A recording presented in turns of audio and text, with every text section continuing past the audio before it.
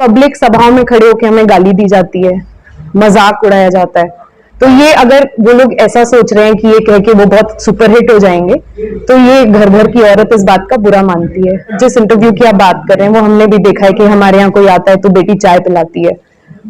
तो आप क्या ये चाहते हैं कि बेटी हमेशा चाय ही पिलाए, घर से ना निकले, अपना नाम ना बनाए, कुछ ना करे, बस एक आपका वो डोरमैट बन के रहे कि आप जब घर में आए तो पैर पोंछ लिया, जब आप बाहर गए तो पैर पोंछ लिया। जो ये बात कहने वाले लोग हैं वो मर्द हैं, वो एक औरत का कंपैशन समझ नहीं सकते। आपको लगता है किसी को बाम लगाने की जरूरत पड़ेगी?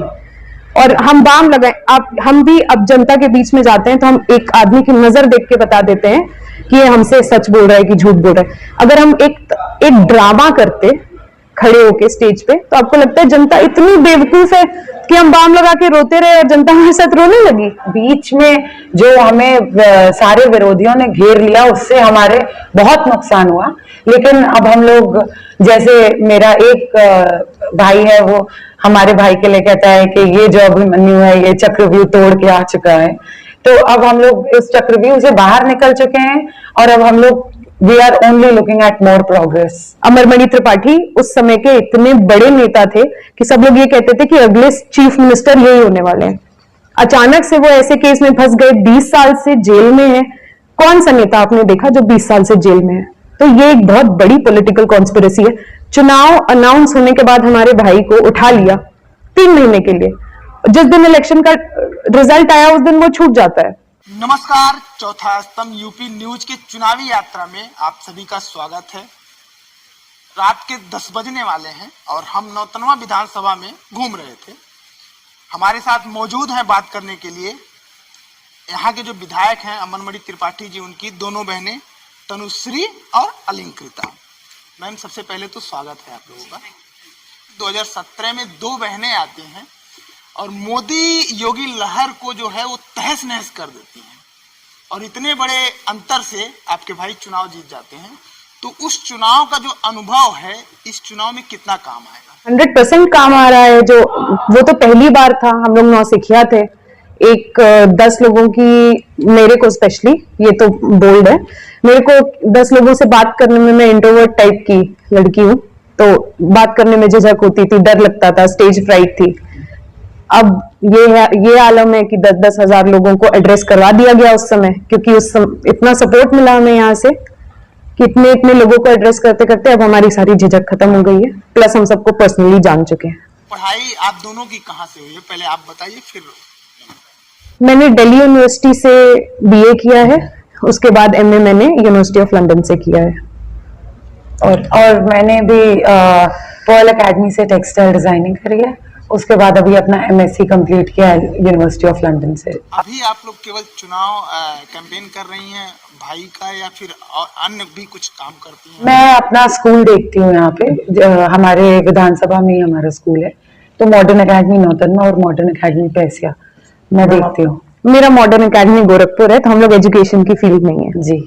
उसके अलावा हम लोग विधानसभा में काम करते ही रहते हैं, कुछ ना कुछ विमेन एम्पावरमेंट, अवेयरनेस, ये सारे हम लोग काम करते ही रहते हैं, कुछ ना कुछ तो होता ही रहता है। विधायक जी से बड़े, मतलब छोटे बड़े, आप कौन है? मैं सबसे बड़ी, 2nd नंबर पे अमन, 3rd नंबर पे ये। हाँ। इस बार का चुनाव पिछली बार की चुनाव से किस प्रकार अलग है आप दोनों के लिए? क्योंकि पिछली बार आपके भाई नहीं थे। आपने खुद ही अपना जवाब दे दिया है, क्योंकि बिना, देखिए, एक तो लहर, ऊपर से टिकट ना होना, ये आपस में ही बहुत बड़ा कॉम्बिनेशन है।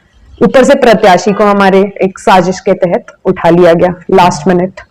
तो हम लोग के सामने तो मतलब ये था कि कुआं है, एक तरफ खाई है, क्या किया जाए, कूद जाया जाए, देखा जाएगा कहाँ निकला जाएगा। हम लोग इस मेंटालिटी से उतरे थे। ये नहीं सोच, कोई भी नहीं ये सोच के उतर सकता है कि अरे हम तो एकदम बम्पर वोट से जीत रहे हैं। ये नहीं सोचा था, ये सोचा था कि लड़ना तो है ही, गिव योर बेस्ट, एकदम लड़ जाइए, फिर देखते हैं क्या होता है। पिछले चुनाव में आरोप भी लगे कई कि अरबपति की लड़कियां हवाई चप्पल पहन के और कुछ बाम ओम टाइप का, वो कहते हैं कि वो लगा के वोट मांग रही थी, रो रही थी, इस वजह से भाई साहब चुनाव जीत गए। एक तो जो ये बात कहने वाले लोग हैं वो मर्द हैं, वो एक औरत का कंपैशन समझ नहीं सकते, फर्स्ट ऑफ ऑल।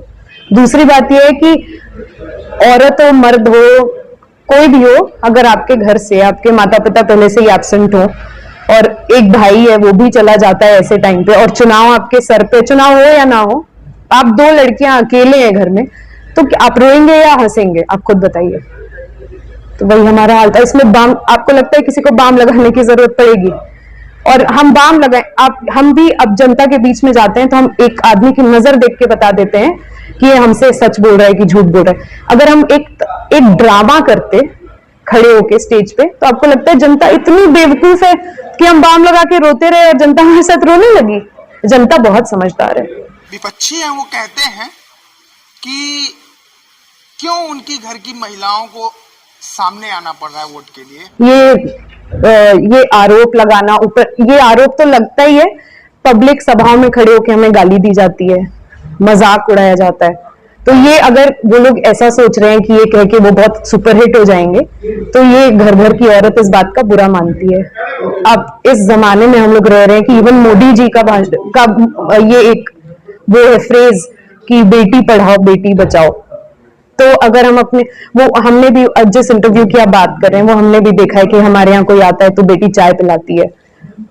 तो आप क्या ये चाहते हैं कि बेटी हमेशा चाय ही पिलाए, घर से ना निकले, अपना नाम ना बनाए, कुछ ना करे, बस एक आपका वो डोरमैट बन के रहे कि आप जब घर में आए तो पैर पोंछ लिया, जब आप बाहर गए तो पैर पोंछ लिया? ऐसा हमारे पिताजी ने हमें नहीं सिखाया है। हमें पूरी हिम्मत है बाहर जाने की। आपने कहा कि भोजपुरी आती नहीं, बोल नहीं पाते, लेकिन समझ सकते हैं।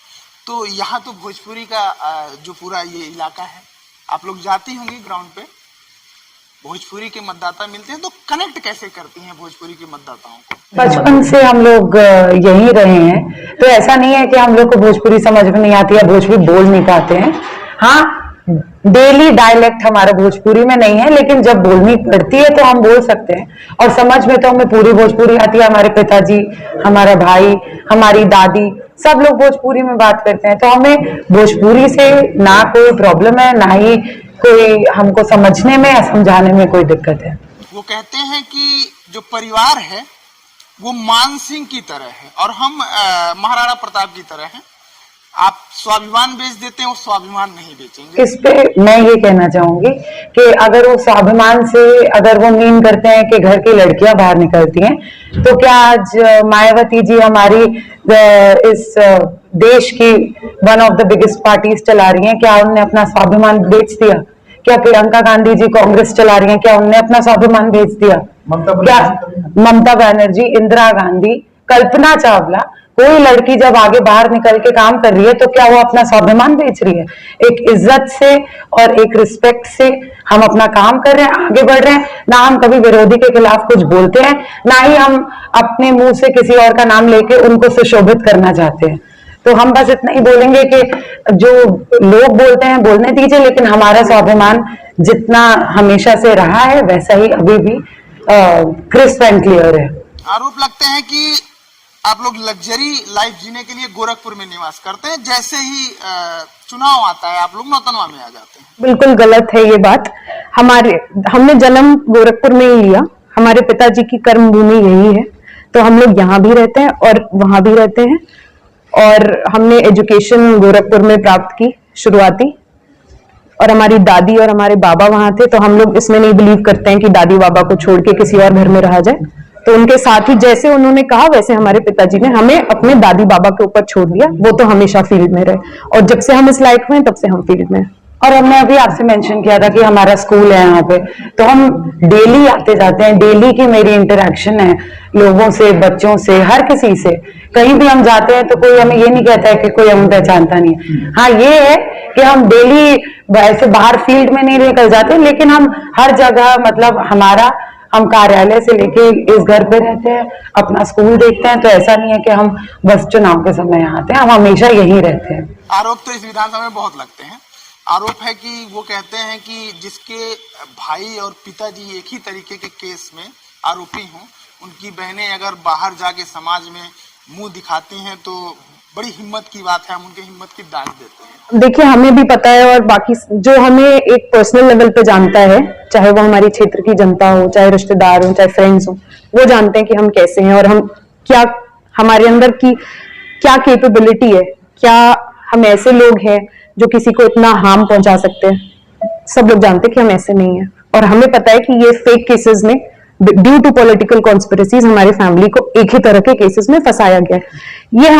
ये हमारे लिए कोई ऐसी बात नहीं है कि अरे अब बाहर जाके हम मुंह कैसे दिखाएंगे। अगर ऐसा किया होता तो शायद ऐसा लगता, जब ऐसा किया ही नहीं है तो हमें डर किस बात का। सबको पता है कि अमरमणि त्रिपाठी उस समय के इतने बड़े नेता थे कि सब लोग ये कहते थे कि अगले चीफ मिनिस्टर यही होने वाले हैं।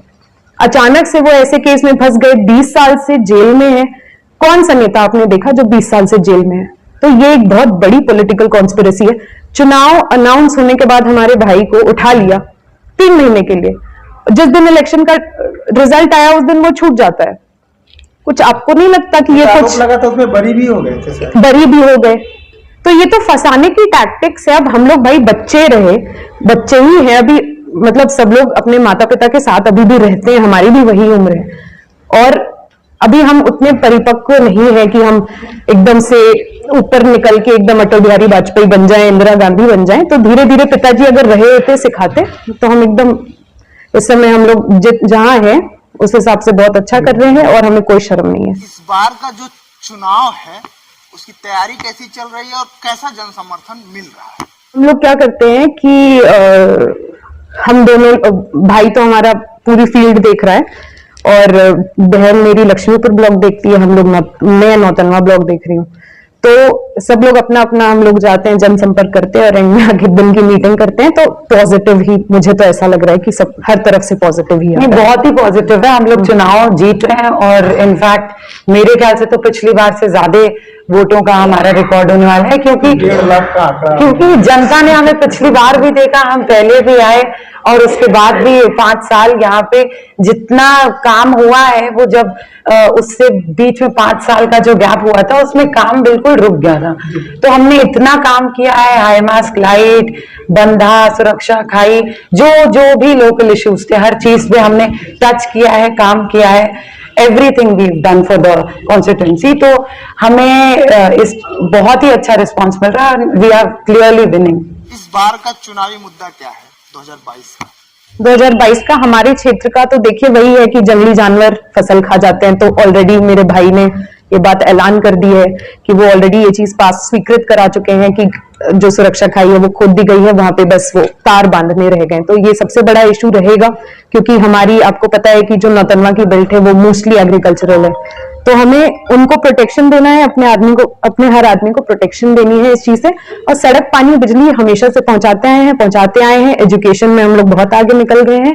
एम्प्लॉयमेंट हम लोग कोशिश करेंगे कि यहीं पे हम लोग पैदा कर सकें, कि आदमी को यहाँ से जाके पंजाब में या बॉम्बे में या सऊदीया नहीं जाना पड़े और अपने घर पे आदमी रह सके। अगर भाई साहब चुनाव जीत के आते हैं तो आप दोनों बहनों से मैं जानना चाहता हूँ कि नौतनवा विधानसभा में वो कौन सा काम होगा जो सबसे पहले करना चाहिए या अनिवार्य है? मुझे तो लगता है कि ये जंगली जानवरों से खेतों को बचाना ही बहुत जरूरी है, क्योंकि आदमी की रोजी रोटी उसमें टिकी हुई है। बाकी इरिगेशन वगैरह काम तो हमारे भाई ने ऑलरेडी 1 नंबर का कर दिया है। यहाँ पे कहीं भी जनरेटर नहीं चलता है, अब जगह जगह पहुंच जाता है। तो जहां की भी आबादी ज्यादातर जिस काम में होती है, अगर 90% पॉपुलेशन एग्रीकल्चर में है तो 90% काम भी आपका एग्रीकल्चर की तरफ जाना चाहिए।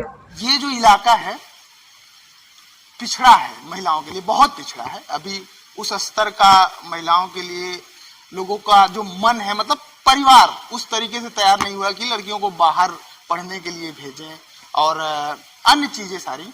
तो आप लोगों को क्या लगता है कि भाई साहब विधायक हैं यहाँ के, और अगर आप लोगों को काम करने का मौका मिले महिलाओं के बीच में, तो आप लोग क्या उनको किस तरीके से मोटिवेट करेंगे आगे बढ़ने के लिए? देखिए, हम ऑलरेडी मोटिवेट करते हैं। तो हमने स्कूल बिना मतलब के तो खोले नहीं है।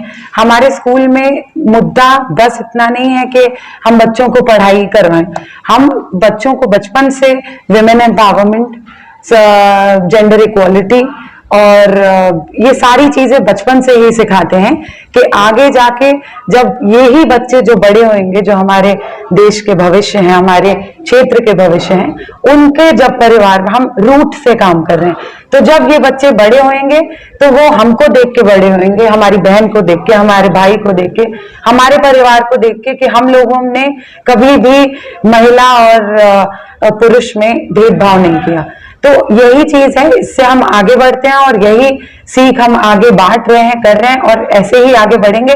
उसके अलावा हम हाँ, और महिला इंटर कॉलेज खोलने की कोशिश में है, और भी डिजाइनिंग स्कूल्स, और आगे और भी बहुत काम हमें करने हैं, करते रहेंगे वो सब मतलब सब प्लान्ड है और किया जाएगा। मेरा व्यक्तिगत सवाल है, राजीव गांधी कॉलेज है, तो यहाँ के जो भी चाहे लड़के हों चाहे लड़कियां हों, उनको मैं जहां तक जानता हूँ शायद बीटेक वगैरह या फिर बीटेक नहीं, ये बीएड वगैरह करने के लिए, मतलब उस तरीके के कोर्स, बीसीए वगैरह जो भी है, उसको करने के लिए बाहर जाना पड़ता है। तो यहाँ के लोग कब राजीव गांधी में ऐसे कोर्स आ रहे हैं? जल्द से जल्द, एज सुन एज पॉसिबल। नहीं, हमारा एम तो यही है कि हम इंजीनियरिंग कॉलेज खोलें यहाँ पे टेक्निकल एजुकेशन के लिए।